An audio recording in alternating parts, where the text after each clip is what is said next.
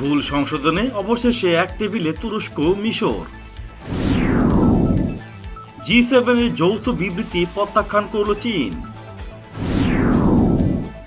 সিরিয়ায় রাশিয়ার বৈধ উপস্থিতির সমালোচনা করার অধিকার আমেরিকার নেই। পরমাণু সম্পর্কিত ইউরোপ আমেরিকার কোনো দাবি মানবে না ইরান। সিসার A+ ক্ষেপণাস্ত্রের সফল পরীক্ষা তুরস্কের। নেতানিয়াহুর ব্যর্থতায় ইসরায়েলে সরকার গঠনে মনোনয়ন পেলেন লাপিদ। এবার সৌদি সফরে যাচ্ছেন তুরস্কের পররাষ্ট্রমন্ত্রী। মিডিয়ার প্রতি তালেবানের হুমকির তীব্র প্রতিবাদ। 24 ঘন্টার মধ্যে সিরিয়ায় দ্বিতীয় দফা হামলা চালালো ইসরায়েল। কাতারের অর্থমন্ত্রী গ্রেপ্তার। ইহুদিদের টার্গেট করে বাইতুল মুকাদ্দাস নিয়ে কঠিন বার্তা খ্রিস্টান ধর্মযাজকের। ভূমি দখলের পরিকল্পনা স্থগিত করতে ইসরায়েলকে ইউর হুঁশিয়ারি। উত্তেজনার মধ্যেই এরদোয়ান ও পুতিনের মধ্যে ফোনালাপ। খুব শীঘ্রই মুক্ত হবে বাইতুল মুকাদ্দাস, ইরানের প্রেসিডেন্ট। এবং সবচেয়ে থাকছে তুর্কি ড্রোনে সামরিক অনুশীলন আজারবাইজানের। দীর্ঘ 8 বছর পর এক টেবিলে বসেছে তুরস্ক ও মিশর। বুধবার কায়রোতে 2 দিনব্যাপী ভুল সংশোধনে দেশ দুটির কর্মকর্তারা আলোচনায় বসেন। আরব নিউজ বলছে, বৈঠকে প্রতিনিধিরা নিজ নিজ দেশের পক্ষে বক্তব্য তুলে ধরেন, যা সম্পর্ক স্বাভাবিক হতে ভূমিকা রাখবে। বিশেষজ্ঞরা বলেছেন, বৈঠকে আঞ্চলিকের পাশাপাশি আন্তর্জাতিক বিভিন্ন ইস্যু প্রাধান্য পাবে। বিশেষ করে ভূমধ্য সাগরে গ্যাস বিতর্কিত সমুদ্র সীমা ও লিবিয়ার ভবিষ্যৎ নিয়ে আলোচনা হবে। মুসলিম ব্রাদারহুড ইস্যুতে উভয় দেশ নিরাপত্তা সহায়তা বৃদ্ধির বিষয়ে আলোচনা করবে বলে আশা করা হচ্ছে। তুরস্কের অবস্থান নেওয়া সংগঠনটির বেশ কয়েকজন অপরাধীকে ফেরত চাইতে পারে কায়রো। তুরস্কের ভূখণ্ড ব্যবহার করে মিশরে যে সন্ত্রাসী হামলা হয় তাও তুলে ধরবে কায়রো। শিল্প উন্নত দেশগুলোর সংগঠন G7 এর পররাষ্ট্রমন্ত্রীরা চীনা তাইপের বিচ্ছিন্নতাবাদী সরকারের প্রতি সমর্থন ও সিনকিয়াং প্রদেশে মানবাধিকার লঙ্ঘনের অভিযোগে যে যৌথ বিবৃতি দিয়েছে তা জোরালো ভাষায় প্রত্যাখ্যান করেছে বেইজিং। ব্রিটেনের রাজধানী লন্ডনে অনুষ্ঠিত G7 এর পররাষ্ট্রমন্ত্রীদের 2 দিন ব্যাপী মুখোমুখি বৈঠকের পর বৃহস্পতিবার যৌথ বিবৃতি প্রকাশ করা হয়।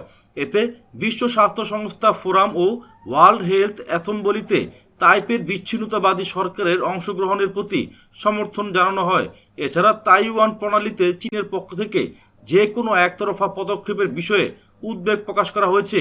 এদিকে বৃহস্পতিবার নিয়মিত সংবাদ ব্রিফিংয়ে চীনা পররাষ্ট্র মন্ত্রণালয়ের অন্যতম মুখপাত্র ওয়াং ওয়েনবিন বলেন, G7 এর এসব অভিযোগ ভিত্তিহীন এবং G7 এর বক্তব্যকে তিনি চীনের অভ্যন্তরীণ বিষয়ে মারাত্মক হস্তক্ষেপ বলে মন্তব্য করেন।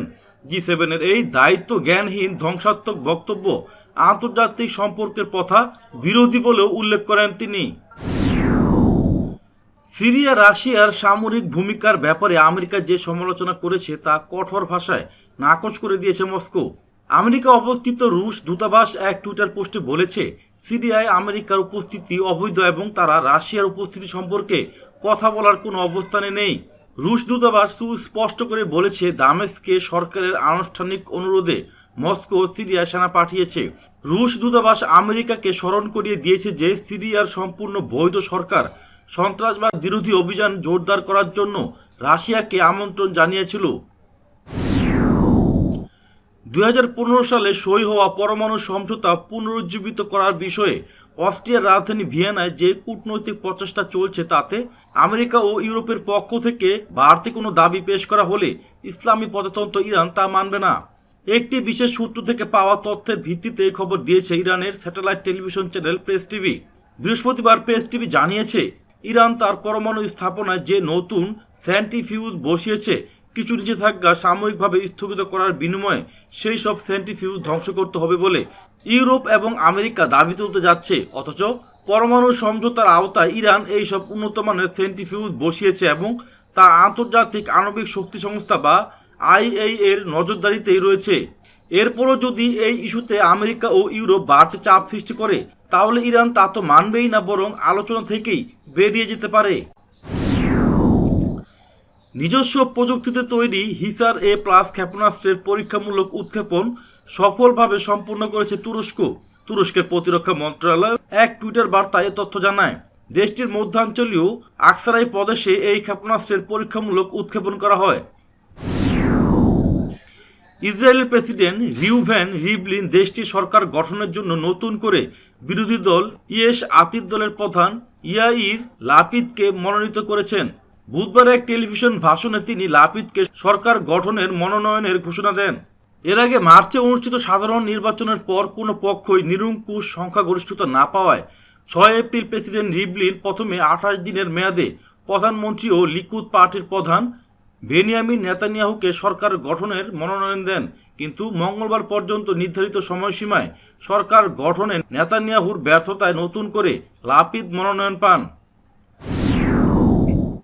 দ্বিপক্ষীয় সম্পর্কে দীর্ঘ টানাপোড়েনের পর আগামী সপ্তাহে সৌদি আরবে সফরে যাবেন তুরস্কের পররাষ্ট্রমন্ত্রী মেভলুত কাভুসোগলু। সৌদি নেতৃত্বে উপসাগরীয় দেশগুলো একজোট হয়ে প্রতিবেশী কাতারের বিরুদ্ধে অবরোধ আরোপ করলে তুরস্ক কাতারের পাশে দাঁড়ায়। এরপর সৌদি গুপ্তঘাতকের হাতে সাংবাদিক জামাল খাগোশি নিহত হওয়ার পর সম্পর্কেরও আরও অবনতি ঘটে। সম্পর্কের অবনতির পর আনুষ্ঠানিকভাবে তুরস্কের পণ্য বর্জন করে সৌদি আরব। এছাড়া সৌদিতে তুরস্কের 8টি স্কুল বন্ধ করে দেওয়া হয়েছে। বহু বছর ধরে চলে আসা বৈরিতা ও উত্তেজনা কমিয়ে সৌদি ও মিশরের সঙ্গে স্বাভাবিক সম্পর্কে এগিয়ে নিতে চায় তুরস্ক। এদিকে যুক্তরাষ্ট্রের আরেক আঞ্চলিক মিত্র মিশরের সঙ্গে চলতি সপ্তাহে আলোচনার পর সৌদি সফরের পরিকল্পনা করলেন তুর্কি পররাষ্ট্রমন্ত্রী। মঙ্গলবার সৌদি বাদশাহ সালমান বিন আব্দুল আজিজের সঙ্গে ফোনালাপ করেন তুরস্কের প্রেসিডেন্ট রিসেপ তাইপ এরদোয়ান। আগামী 11 মে সৌদি পররাষ্ট্রমন্ত্রী prince Faisal bin Farhan al সৌদের সঙ্গে মেভলুত কাভুসোগলুর বৈঠকের বিষয়ে তারা একমত হন। তালেবান সদস্যরা দীর্ঘ আফগান যুদ্ধের সংবাদ নিরপেক্ষভাবে পরিবেশন না করার জন্য দেশটির সাংবাদিকদের হুমকি দিয়েছেন।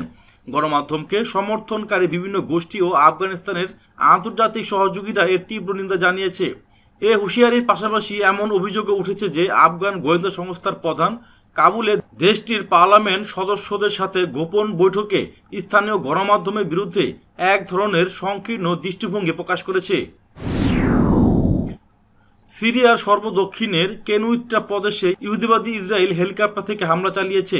গত 24 ঘন্টার মধ্যে এটি সিরিয়ার উপর ইসরায়েলের দ্বিতীয় দফা হামলা। অধিকৃত গোলান মালভূমির আকাশ থেকে হেলিকপ্টারটি বৃহস্পতিবার দিনের প্রথম দিকে হামলা চালায়। কাতারের অর্থমন্ত্রী আলী শরীফ আল ইমাদিকে গ্রেপ্তার করা হয়েছে। বৃহস্পতিবার এক বিবৃতিতে এ তথ্য জানানো হয়েছে।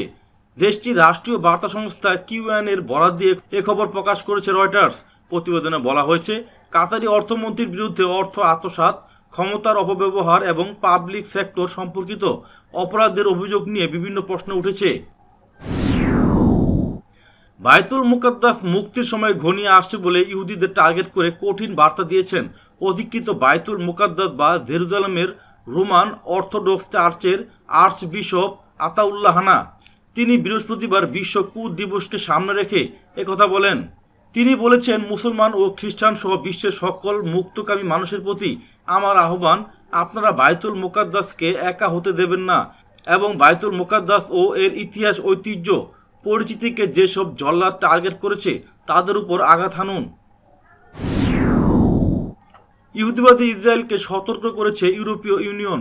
দেশটিকে ফিলিস্তিনের জেরুজালেমের আল কুদস শহরের ভূমি দখল এবং নতুন ইহুদি বসতি স্থাপনের পরিকল্পনা থেকে সরে আসার কথা বলেছে ইউ। এক বিবৃতিতে ইউরোপীয় ইউনিয়নের ইন্টারনাল অ্যাকশন সার্ভিসের মুখপাত্র পিটার স্ট্যানো এমন হুঁশিয়ারি উচ্চারণ করেন। এরদোয়ান ও পুতিনের মধ্যে ফোনালাপ হয়েছে। ফোনালাপে দুই দেশের সম্পর্ক উন্নয়ন ছাড়াও আলোচনার বিষয় ছিল সিরিয়ার স্থায়ী স্থিতিশীলতা অর্জন ও কারাবাখের নিরাপত্তা নিশ্চিত করা। ইউক্রেন ইস্যুতে রাশিয়ার সঙ্গে তুরস্কের যখন টানাপোড়েন চলছিল তখনই এই ফোনালাপ হলো।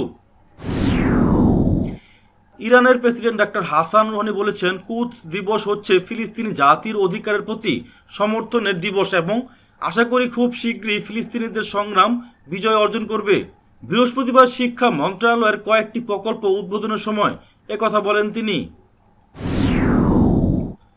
তুরস্কের উদ্ভাবিত বায়রাক্তার ড্রোন নিয়ে সামরিক অনুশীলন চালিয়েছে আজারবাইজানের সেনাবাহিনী।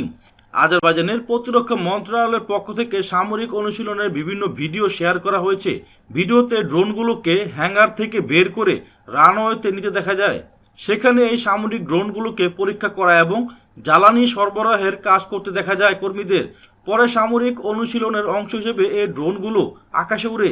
এছাড়া কৃত্রিমভাবে তৈরি শত্রু লক্ষ্য শনাক্ত ও ধ্বংসের অনুশীলনে অংশ নেয় ড্রোনগুলো।